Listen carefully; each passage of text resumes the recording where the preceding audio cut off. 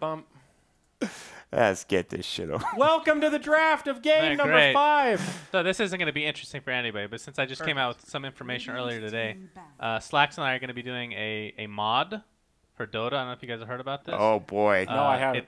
So I have an entire team of people working on this right now. It's called the Community Hero Project. An entire team. So Buka's working on it. Top. No. Man. Buka just introduced me to the people. It's literally like a bunch of like particle guys, mod, coders or whatever. It's like 4 or 5 people. So the idea is to get a mod that is literally exactly the same as Dota 2, except you take community hero suggestions, and whoever wins this contest, meaning we have a judging panel or whatever, you guys can be on it if you really want. Can I be on the panel? Trent, you can be on the panel. So we choose our favorites, and then the top 3 get selected as a voting thing through the Dota Cinema audience, and then those heroes are created for the mod, right? But the cool thing here, and the selfish part here, is that we're going to run a tournament with it and make pro players play it. We could do that. We could do that. But the hippopotamus hero will be making an appearance as the first hero played.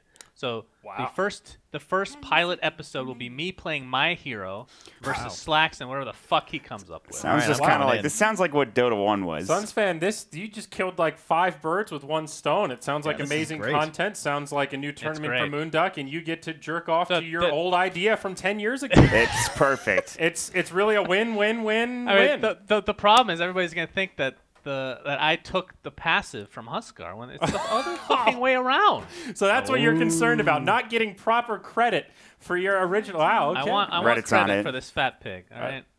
Okay. Now there is only one issue where we can't really do tournaments with it until Valve fixes it, where you can't just add new heroes right now. It's like it's considered a bug. They just haven't fixed it. So what you have to do is replace current heroes, which really sucks. But that's fine. Just take out techies first. I will. That's the first one to go. Yes, get him out of there. Well, thanks, Suns fan. That sounds fascinating. I can't wait to see how that works out. What's the timeline on this, Big Daddy? It should be soon. A couple weeks, probably. Okay, soon TM. Sounds great. It's coming out of nowhere. So stay tuned for that Midas mode announcement, guys. It's coming out soon. But wait, here's another game mode to tease you. But wait, there's more. Elimination Mode 4 is right around the corner. You'll have to follow us on Twitter to figure it out. But okay, Earth Spirit only into Trent packs, though. Only Rubik at Trent packs. No one else will tell you about Enigma. it. That's hey guys, true. the hard counter silencer is banned. So wow. fine, right? What are they going to do? How do you counter the Enigma without silencer, Suns fan? There's a lot of here. There's the clockwork. There. Hey, Treant is still in the pool. Well, haven't we established that Treant's an overrated hot pilot? He's definitely I think though. That was one game. In second pick, he's hot garbage. Are you ready to see it for a second game? Because I'm ready right now. I hope they pick it 4th. That'd make me happy. It'll probably be Empire taking it, of course, with the Earth I Spirit hope already the picked loser up. of this game picks it so we can have yet another piece of evidence as to why Tree is not as good as Damn, why do you hate him so much? I just like to be a contrarian. Yeah, I already knew the answer to that question. Okay, well, here's a great Lena counter. was unpicked, unbanned last game, I believe, right? Who, Lena? I think so, yeah. Lena. Because the Invoker came out and she was still in at that point. And that was it. Good against the Enigma. She's got the long range, the sniper rifle. Yep. Oh, yay, more Lena. She'll be a support, though. She's a rifler. It's that little bit of a mix-up there. So we'll see. I'm surprised the I was Slaughter surprised wasn't to banned. see Era playing the TA as well. Yeah. I kind of thought that would be Quakefa's area, but I guess he's just used to the jug now from the mid-jug and stuff. Yeah. Well, it is weird because Era, when I was talking about the heroes that were left, Tiny was the first choice, and then second thing that came to mind was Jug. That is kind of odd. Must be a TA-related thing with Quakefa. I'm not sure. Are we going to see a Lifestealer ban finally, or is it going to get through again? One more time. Not again, please. I'd like to see some Alchemist, guys. I really missed that. He's dead, dude. No. That ulti nerf, it's over. What did they really? nerf exactly? Nice. Chemical Rage is just, it's so bad. Is it's it? a longer cooldown? Yeah, right? he's been ignored in like every draft I've done so far, at least in casting games. Thank I'm sure he'll God. still show up here and there, but What it's like a a bummer. 16-second window now, I think. with Everybody's Octarine so Core. disappointed about that. No. Chemical Rage not working. No. What are we going to do? Not my favorite hero. Well, they banned a year, Lifestealer, so thank Am I God. the only person that loves watching Alchemist games? Probably. Yeah, sounds I'm like it. sad about that. It got too good, man. I know you love the Aghanims, but the whole idea of it just Like being Naga, so I close can to Naga understand. is Well, boring. but Naga is like, that's mind fucking numb. See, but I don't no, know. listen. If you watch a really good Naga game, like Koikva is one of those players where once he starts to take over the map, it's artistry. There's poetry to the consistent the plague of the map. I like your positivity, but not everybody thinks of it the way that you do. Alchemist, my God, dude. I mean, it's better now that at least illusions don't get Greevil's greed, but the concept of that is just dumb. I'm glad he's not. The concept is amazing. The concept of being able to he just makes more money. He's a fat mess. His concept is that he just makes money. That's all his concept is. The only thing I like about Alchemist, I do like the concept, is giving eggs to heroes that don't normally get it. All right, this is gonna be a random ass question, but this ties into the custom hero thing. Okay, what is the greediest neutral creep? The greediest neutral creep? It's the guy with the chain. What's his name? Kobold. Kobold Forerunner. That is going to be my hero. The Foreman? That model. Oh, Foreman. Kobold Foreman, not Forerunner. Is that the guy with the chalice and the Yeah, exactly. Yes. Yeah, that's him. Dude, he's like a pimp. He's got the cup of red wine. He's got the whip in the other hand. And he's wearing all this gold and shit. He's tricked out. Oh, yeah. He looks like Xerxes from fucking 300. He also kind of looks like an asshole. He does look like that, actually. A fatter Xerxes, yes, Plus that's they put him actually in true. He's a metrosexual. Overthrow. So he just sits on that thing and he just throws coins at you. He's also the coins, yes. He has no body hair as well, so I think he's had a full body wax job. He's a kobold. Do kobolds have hair? I don't know, but that's a question that I think so. I think they normally have like Yoda's scraggly hair coming out of their ears, but this guy cares about his appearance. We need a monster manual. He's the Foreman mod. He can afford to have people pampered. I see. Okay. So Empire thinking hard about what they want to do here. I like the Darkseer band, the Naga band. I think those are both very strong. Do not want Darkseer, Earth Spirit. We've seen that combination used to a massive extent lately. Yep. And earlier in this series even. Hey, where do you guys rate Monkey King from 1 to 10 as far as how good he is? Give me why do you pick such a in scale general? Like which way does that scale go? 10 means being the best. OP. Yeah. I would say an 8. 8. I would say 8 too. I'd say 8 10. Who's better than Monkey King? He's first pick overall in every competitive game if he's left in. Yeah, all right, that's fair. He's 10. All right, so I'm just hesitant to rate anybody 10. So where would he be? Now this is a serious question. Okay, what number would he be if his ult did not lower FPS? I think 9. You think it changes? 8, 9. He's still 10. So he would go from 8.2 to 7.9 for me.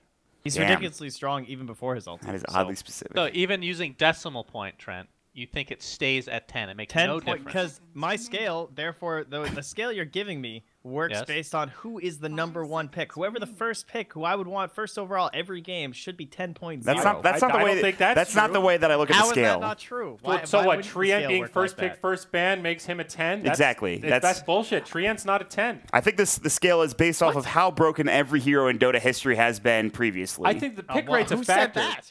That's what I'm saying. That's fine. You can make your own scale. That's my scale.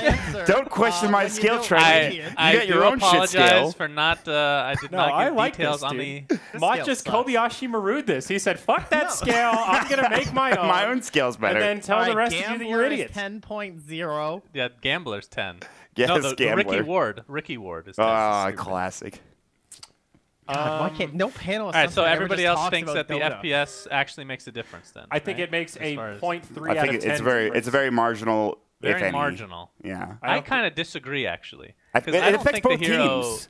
So, Shannon, are you telling me? Yeah, but you know when it's coming. Right? Are you telling me that on the team that has Monkey King, on their team speak, they're like, okay, guys, now's the time. Hit it, Monkey King. And they plan around the frame dropping? I don't think that's the case. Brax, is that the case? Can you confirm? There's some degree of that. Maybe not as hardcore as you're saying, but no. For sure. Dude, I'm telling you, the FPS drop is it's an actual feature. Like, people work around it. I mean, you're right, but the I fact think that you're doing it, let's say, okay, look at it this way. Sorry. Let's say the Monkey King is in the trees and he activates his ult. Of course, your team's going to be more prepared for it than the opposing team. The opposing team, they're going to their frames are just going to fucking drop out of nowhere. They don't understand what's happening. So if they call it out like frame dropper in 3, 2. Hold on your keyboards. I mean, you can if you want to go that route. Anyway. I like where your head's at, Shannon. No, my favorite part about it is that in the patch notes, this was, 2 patches ago, it literally said fixed FPS. It did. It really did. I don't know. We see the Darkseer combo with fucking Monkey King. It's like I'm on my fucking Intel Core 2 Duo computer from 10 years is it ago. even like noticeably better since they fixed it? I don't even know. I haven't noticed it. Maybe slightly. It doesn't completely drop you from games anymore. Yeah, I guess it doesn't DC you. It wasn't. It's not as bad as it used to be. I'm taking over here, guys. What's going on here? PA We Sand have no position 4 on Team Empire in the traditional sense. It's going to be this Rubik CM who are both kind of like 4.5s because they can be like greedier 5s if they get some space. And then they have this Enigma too. So this kind of feels like Enigma's just going to get like everything. Because CM's going to be killing like those big jungle creeps. But other than that, he can jungle a lot.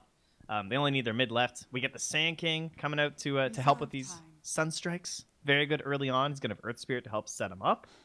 So looking pretty good on NiP. Should be a pretty decent game for them. I guess this is most notably going to be support Lina since that Invoker was picked up, and we're just missing a Era hero.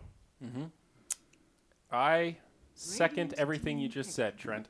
Okay. I just want to clear some things up. Well, how are we going to stop these black holes, guys? Just Invoker stuff? They have nothing that goes Boulder through BKB Smash. right We're not. Tornado. So you would think... I guess there's not many position 1s. I think Era's going to pick Vengeful Medusa. Spirit. They're going to take Medusa. Yo, there it is. You found it, dude. You actually found it. He found it. That's pretty good. I don't know if they'll go for it, but you did find a ranged black hole Great canceler. hero. I don't know if you're talking about Vengeful Spirit or Medusa, but I still think Medusa. Venge. he said Venge. I mean, I guess Medusa kind of counts, but Dude, Medusa's dank. You pop Stone Gaze and he's you know looking who's at great? Drow Ranger. Let's go, boys. No. Yeah. For the support, Lina, not too shabby. Invoker hits so hard. Why not? I mean, I still like Venge more, but if you're not going to go with I Venge. do actually think Venge could be pretty cool. Do they play position 1 Venge at all on this team? Everyone plays position. Well, Yeah. Way. Oh, Look at that. Got it, guys. I was left. See, the best thing about a core Venge is that you actually get levels in Nether Swap. Because level 1 is fucking Garbo. Let's be real here. Now, Enigma has to get Lincolns, of course, so then you have to find a counter to that. But. It does help the Lina too, just because like this is support Lina, but now she's got this this Vengeful Spirit, so she like throws out the stun that sets up your LSA. So there's still like kind of a scary dual lane, and the Lina can be down here just pulling and getting some farm and zoning out this Enigma. And again, they know that it's this Rubik and CM, so like which of these heroes is going to come down and like do anything? Oh, wow. Unless they're going to like aggro them or something. 5th pick Troll. Interesting. Troll PA, huh? Strong combination. We were are talking we a lot. thinking? They've been picking a ton of Troll lately on Empire. You said the same thing about PA also. We were talking about it in combo with Magnus, and here we have both of them. Without. All right, I'm going to go with NiP. I think Koikoba's Invoker is too good, and Venge is just a god tier position 1. I'm going to disagree and go Empire because they have 2 BKB building cores against this Invoker. Earth Spirit, Lina, Venge, then they have Enigma too. I'm feeling really good about Empire's draft. I'm going to go in the Empire camp. I have some faith in the Troll PA, man. That's a lot of burst damage. If NiP win this, it will come from out execution, 100%. I think NiP, they've lost games where they've had really weird drafts, and I think this is a pretty standard draft, and with the Koikoba Invoker as well, he did really well, even with the BKB heroes. I'm going to go NiP. NiP, all right. Splitting the 9s here, gang. I like it. This is it. This is Game 5, folks. This is the Betway Arena King of the Hill thing, week number 4. We've got 1 week left. Thank you for joining us so far. This is coming to the end of the betting opportunities, but if you're so inclined, man, check out Betway.com. Here we go. It's going to be Annie and Brax once again to take it away for our final match. All right, welcome back for the final time today. I'm Annie, being joined by Brax, and this is Game 5. It's all down to this. There's no more chances. It's all here, and I'm really liking the Troll pick. I am a Troll picker myself, so it's nice to see more support. And like Trent said, they have been picking a ton of it recently, so it's really well practiced. Brax, what do you think about these lineups? I don't know. Like Troll and PA together, they're both like heavy physical damage heroes that kind of need a lot of farm before they can do a whole lot. So I'm just worried that maybe lineup will be a little too slow. Yeah. But if they can get over the early humps, you know, take Roshan and all that good stuff, they definitely have really good late game. Yeah, NiP have the potential to go for, you know, really early movements, pretty early ganks that can help the Venge get kills pretty early on and snowball her. So we'll have to see what comes down to it. Again, I think Trent made a really good point. I think it was Trent that there's a lot of BKB builders in Empire, which is really good against NiP's lineup. And that's potentially something we could see come into use. And Do you think we're going to see, a quick game with a lot of momentum, or do you think we're going to see a very long, drawn-out, Game 1-esque kind of battle for it all? I think it'll be a pretty fast-paced game. I think NiP will start the fast-paced game with their heroes, and Empire will try to respond accordingly. And I don't think Empire is not the team to sit back and farm. No matter what heroes they have, they're always smoking up, ganking, playing aggressive, looking for these kills and everything. Yeah, we'll see how that's going to work out with their lineup, because again, Troll and PA need just a little bit of farm before they can really go crazy. Now we are going to have initiation onto Rubik here, just a roll forward. They're going to whiff it, and now Ghostic and friends are coming in, so Miposhka, no slacker, just going to be dropping the Earth Spirit behind some trees there. Some Light Strike Array coming in onto our Enigma, but again, Insania taking a ton of damage here. Can they actually go for a kill? Rubik doesn't have that telekinesis.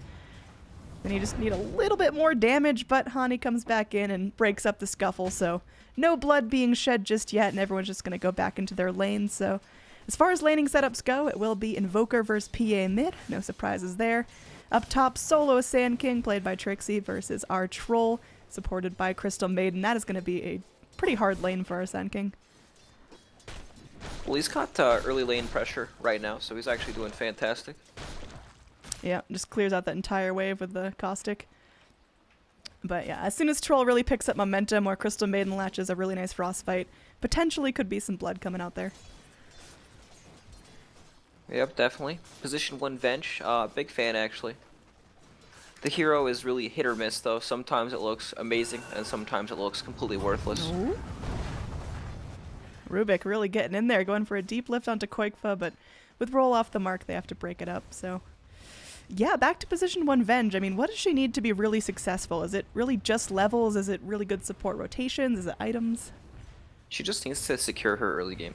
A lot of the times, teams will try to pressure the Venge, and she doesn't farm quickly, so she has a hard time catching back up into the game.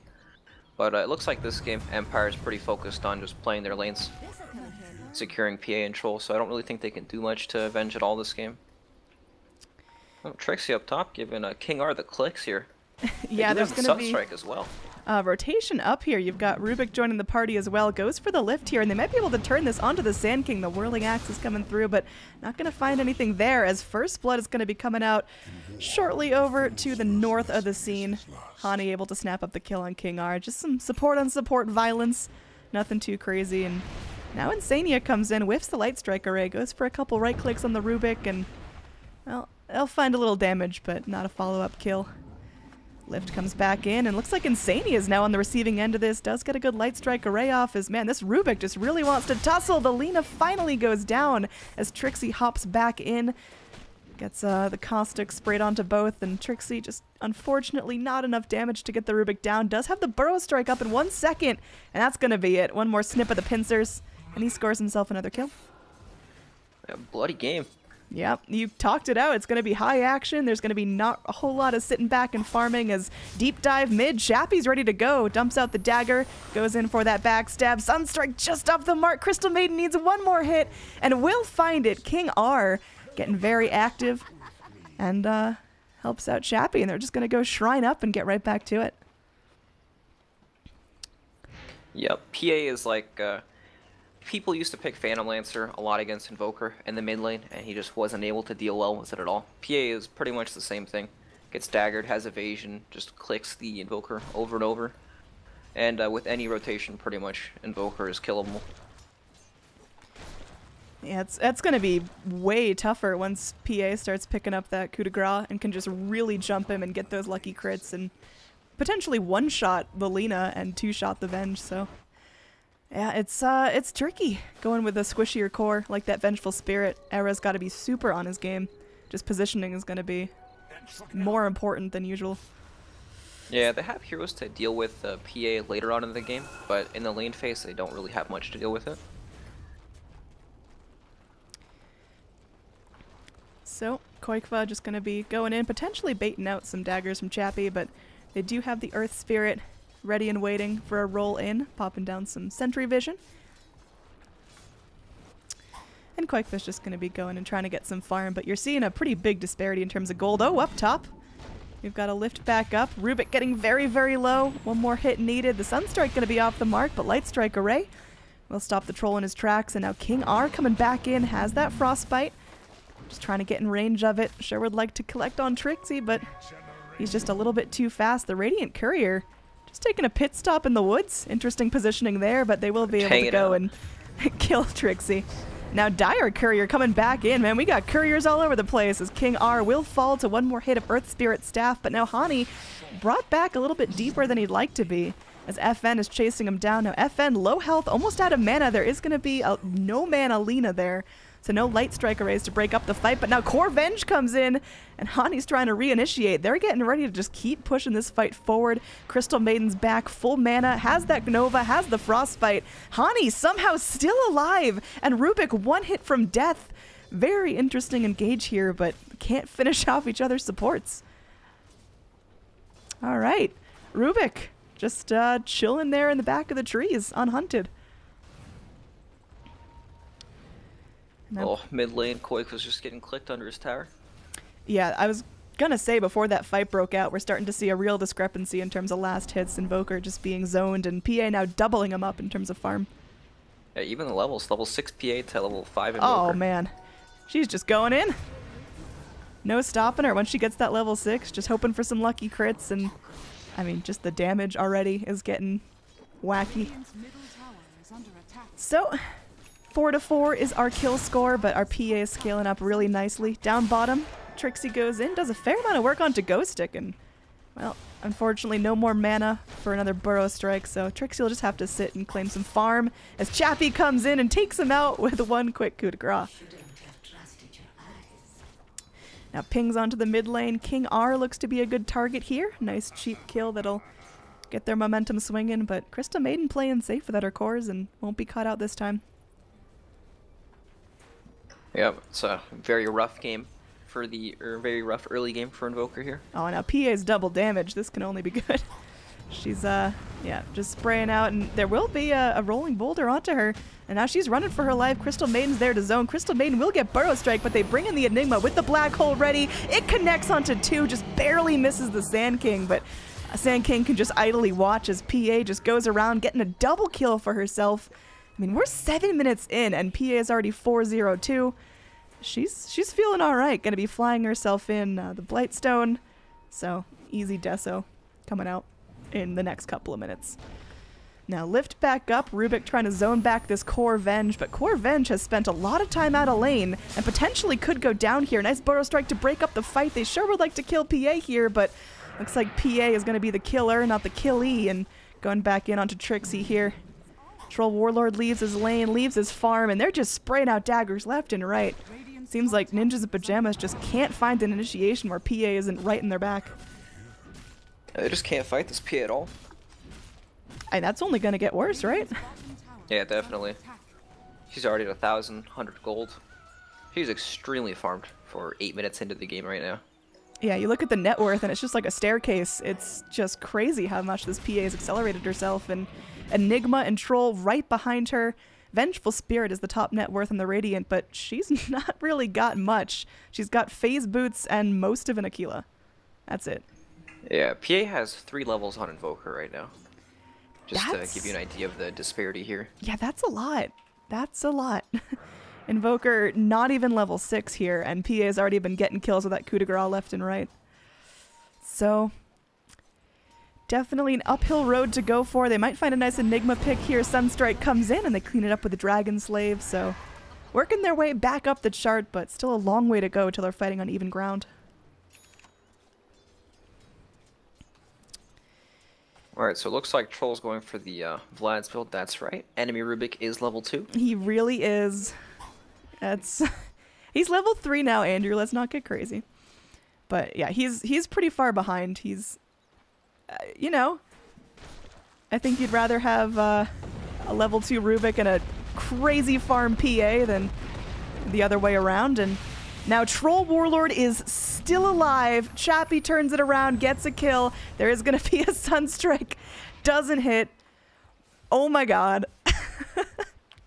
Quakeville looks quite tilted here. A lot of these Sunstrikes have not been coming out on the stuns.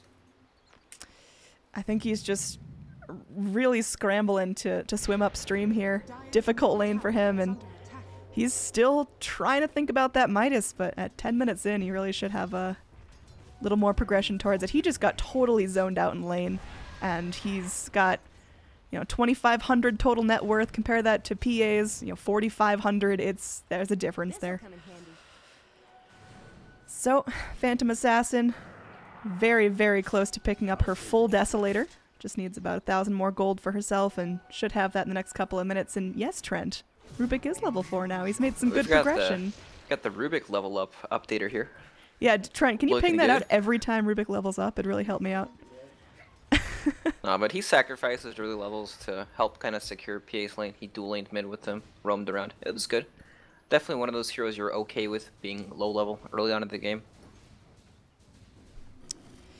Yeah, he's still getting active, still making it happen, hasn't fed away too much, and yeah, we haven't even talked a bunch about this troll because PA's been the one really getting active, really starting to style around the map, but I mean, this is fantastic for a troll right now. He's getting the items that he needs, very close to his Vlads. He's pretty much uncontested in lane, 1-0-4. This is just about as good of a start as Empire could have. Yep, Enigma's also had pretty much uncontested farm the entire game. He's got his Hand of Midas, second in net worth in the game. Yeah, and we talked about, you know, Dire being typical more BKB heavy heroes, and Enigma's already got it queued up for his next item after Arcane Boots Midas.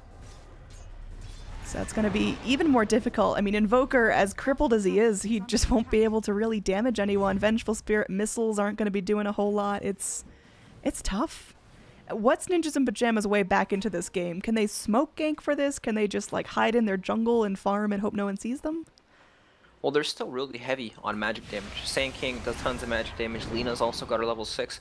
They're not weak at fighting at all right now. They're weak in these early fights when they don't have levels on their supports for their nukes and everything. But right now, they're actually quite strong. Like, you can see how scared FN is top lane right now. Sand King can solo kill him with the Burrow Epi into a Sunstrike combo. Yep, he's even TPing away from the lane because he knows how dangerous it is. That ward scouts him out too. But yeah, I mean, it's like Empire got some early kills and everything, and sure, they're leading on net worth, but they're still weaker right now. Yeah, they've definitely got to keep that momentum going, keep this PA just spiraling out of control again, closing in on her Desolator, about 800 gold off that. And then, how's that going to change things? Is that just going to set up for an easy Roche, or is that going to make it so she just wants to kill, kill, kill? Ooh, Crystal Maiden caught out here, but gonna be let off with a warning as Enigma comes in. Again, has that black hole, gonna connect onto 2. Light Strike Array just barely off the mark there, and Crystal Maiden combos with her ulti. She's just letting it dance, and that's gonna be 3 heroes dead for nothing. And Invoker just didn't follow up there. He tried a Sunstrike, but it wasn't enough damage, and up top, Trixie just relishing in a little bit of freedom to go farm the wave, as this tier 1 bottom is gonna be quickly taken care of by the troll. Yeah, Empire they're on the ball. They're quick to respond. They're playing close together. Like, you know, Troll knows top lane is dangerous. He's not there at all. No one's up there at all. So they're ready for when these small ganks come in. They're strong in like these smaller skirmishes, like these 2-3 man fights, but they're not as strong in the full real team fights right now. Thank you so much, Trent. Slowly closing.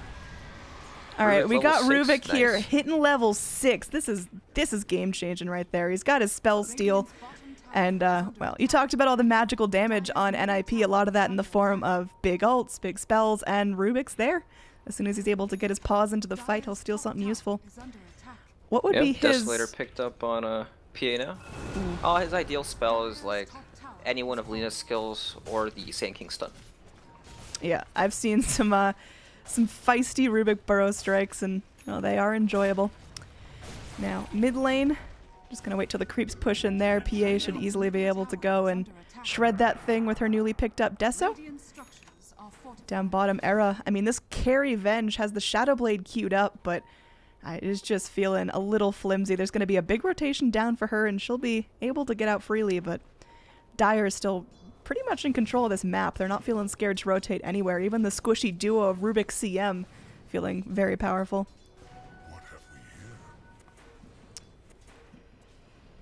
Yep, how do they deal with this PA right now? 1 dagger, 1 crit pretty much kills Lena instantly right now. Yeah, kills the core Venge too. I mean, that's support Lena. It's alright if you lose her, but I mean, Venge isn't much squishier, or much tankier. 1100 HP, 11 armor. Easy to cut through with a Deso. Radiant's bottom tower is under attack. Yep, I like FN's build. He adjusts. He has Vlads on his troll this time. These guys play a lot of troll. Both FN and Chappie, actually. Chappie always plays the PA, though.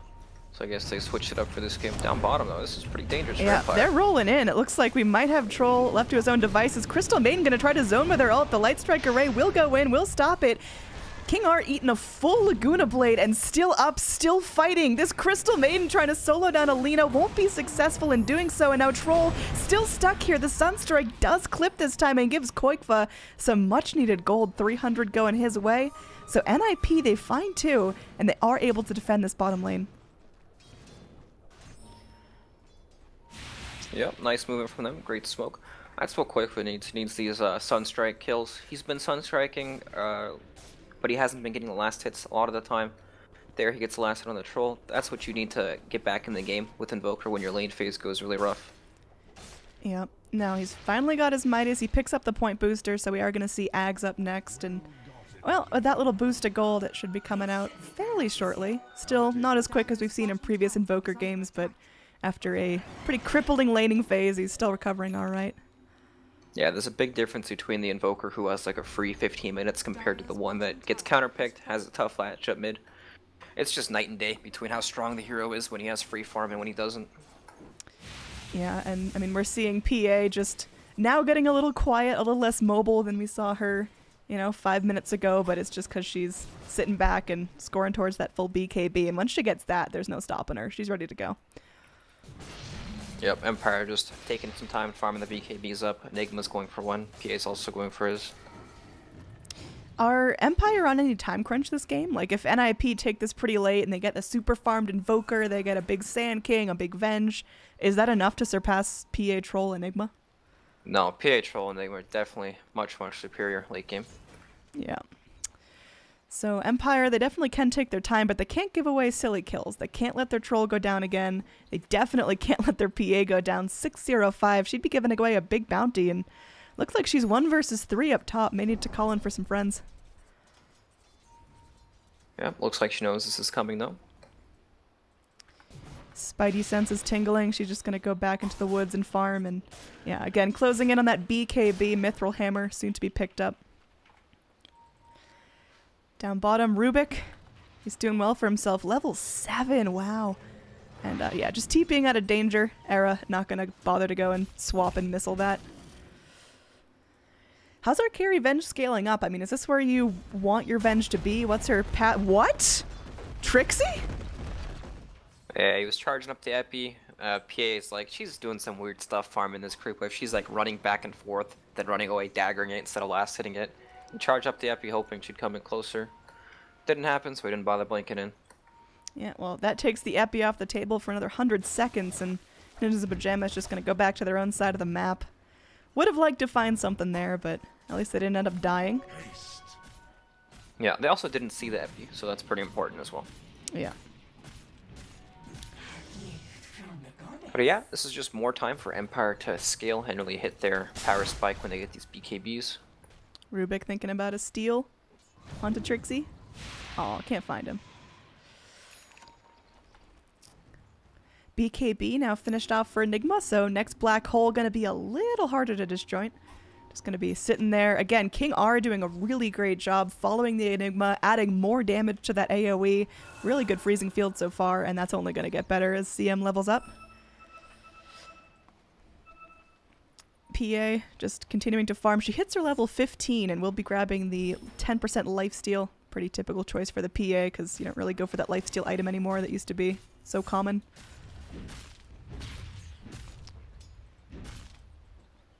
Have you ever seen the double dagger talent on PA before? I sure do play it in my pub sometimes. Is it good? Depends if the teammates are kind of wadding up for fights or if you're going for solo pickoffs. It's not as good as the plus 25 Agi, in my opinion, but... It hits random targets, right? Yeah.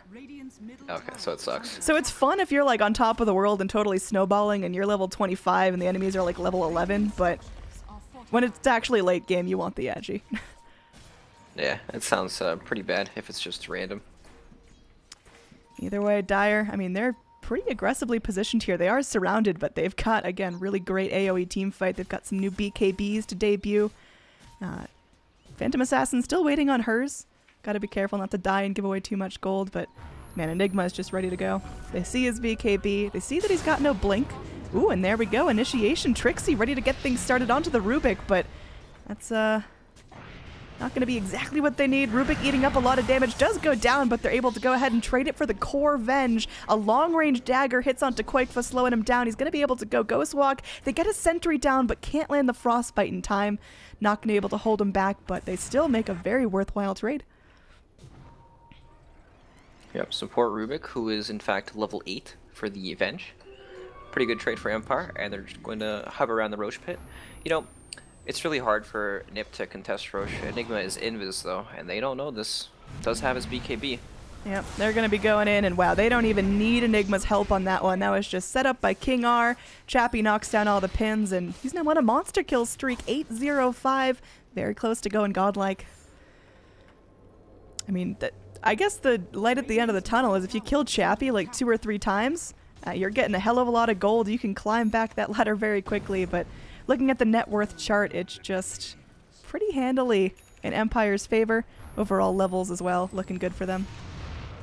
Up top, Quakefa. It's the old feed your brains out strategy and hope you can kill him once to acquire fat stacks of cash. Tactical feeds. Quakefa just going to be TPing out. I mean, Ghost Stick is all on top of this, cancels the TP, and if they have any detection here if he goes invis, they don't even need it. They just blast him apart. I wonder if that'll trigger them to do Roche after that kill. Yeah, definitely something they can do if they just clear out the lane a little bit. Radiant, I mean, can they do anything about this? Would it be just silly to hang around the pit? They gotta let it go.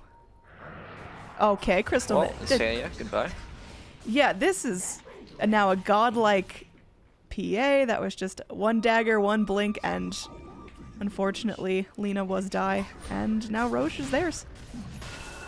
The thing about Roche is it's like, it's really unpredictable what's going to happen. If Empire happen to break the smoke out farther away from the pit, then they won't get the engage they want, and then they will feed. If Empire are sleeping and they're all inside the pit, then they can, you know, epi into Ur Spirit, and they might be able to take a good fight, but they're not going to let that happen. They take Roche. It's on Troll now. He's their building hitter. King R gonna go try to solo this Earth Spirit. He'll get a boulder kicked in his face, but I think Hani is gonna end up not feeling too good about this engage. Look at the damage coming out. Tornado at least does something. It hits him, but there's no follow-up to that. Troll Warlord gonna pop his ult, make quick work of this tier 2 tower, and man, Empire are just gaining steam right now. 7,500 net worth going their way, and Troll Warlord now flying in his full Sanjin Yasha. Phantom Assassin has her BKB, thinking about going for a Basher next. It's just getting nasty. There's some split push here by Era, but it's got pretty much nothing but a Shadow Blade and Phase Boots. Still not at that next big item. Yeah, I don't know what item they can get to really salvage the situation right now. That's a Divine Rapier on all other heroes. I sure hope that's not the scenario they need to win the game. Oh my, did you see that, Brax? No. Quick little 2-shot there on the Lina. Just dagger, blink, and death. Now back to the top lane. We've got some more blood being spilled as FN is hunting. They will be able to go and kill off the Enigma. Now FN just going to be going and whirling some axes, getting a double blind as the swap comes through. And now Era going to be going forward. Troll Warlord pops his BKB, perhaps a little bit late, but should still find the kill onto the Core Venge. Invoker running for his life, just terrified of Chappie, who's now moving in. And again, Sand King still in the vicinity. Sand King could go ahead and try to channel up an ult, go for some crazy blink plays, but that's really the YOLO of it. That's not a safe strat. Yeah, deciding against it, not looking like the best play. He is set up though if they do decide to go for the tier 2. I mean, Chappie's kind of asking for it, positioned very aggressively, but that's just because Chappie's afraid of nothing. Well, Chappie knows he's here because his passive is proccing the blur. You lose the passive on your status bar whenever there's a hero nearby, and he is pinging it out in the trees looking for him. Yep, not able to find it as Sand King again, still hiding, still waiting for that. And I think at this point, Empire are just like, all right, come at us. See what you can find. They're spreading out nicely. They're not like all standing in a line for that burrow strike. So they just play that nicely. Get the tier 1, get the tier 2, lose nothing, and back off. Down bottom, Quakefoot does find some free space for himself. He's got himself the Ags, got the Boots of Travel, got almost 2k more gold to work with, assuming we're going to see a Blink out next. But he's still finding some trouble getting that momentum going, really getting those kills. In terms of net worth, he's 3rd on the chart, sandwiched between all these dire cores. Yeah, Chappie's looking for him too. Does have the Basher, so he can't actually lock him down. Yep, BKB as well, so Invoker can't do anything funny with like a Tornado or a Deafening Blast. And yep, they're going in. That's going to be a big old dire sandwich. Quakefoot is able to go and invis himself. Do we have any detection? They pop down a sentry, but it's way too far back. Deforestation occurring in the bottom lane, and looks like Quakefoot is able to TP out at the last second. Chappie not able to get that catch.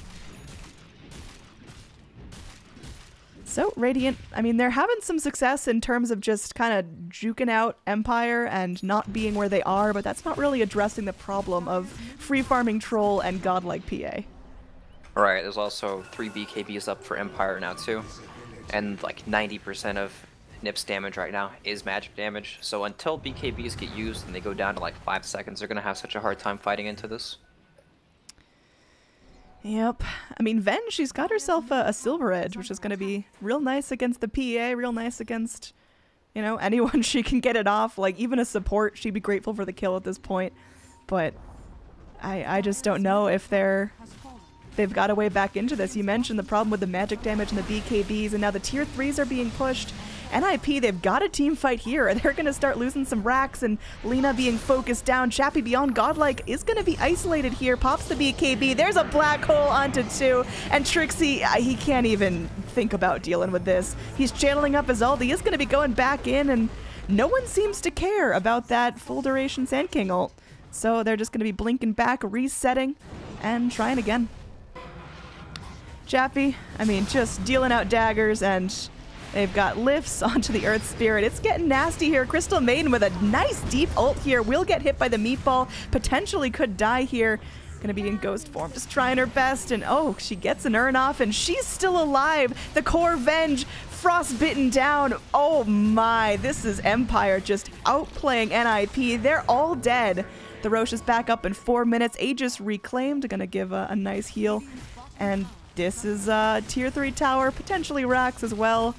Potentially enough momentum to pull out the whole game. They just killed 8 heroes. They killed 3 of them inside their base. All 3 of them bought back. They backed up, fought them again, and they killed them all again. Yep, I'd say that's a bit of a lead going Empire's way. It's just a slight one. Yeah, good game all called right, out game. As we have our Betway winners here. Empire gonna be taking the throne. I don't really know if the throne means much here as we keep swapping around the winners, but very well played Empire. Ninjas in Pajamas put up a good fight, took 2 games, but you could really see the synergy coming out of Empire there. Yeah, their last draft, they just had everything they wanted. You know, this is what they like to play with. Chappie PA, Troll, Warlord in the lineup too. Ghost Six, Enigma, they seem to prioritize that every game, even banning out the Silencer. But yeah, good games. NiP, I mean, they still looked good, and their other games, Empire, looked great as well. Yeah, Insania really fitting in here, playing a nice support. But yeah, that's going to be it for us. I'm Android, being joined by Brax. If you appreciated the cast, give us a follow on Twitter. But well, for the final time today, let's kick it back to our panel.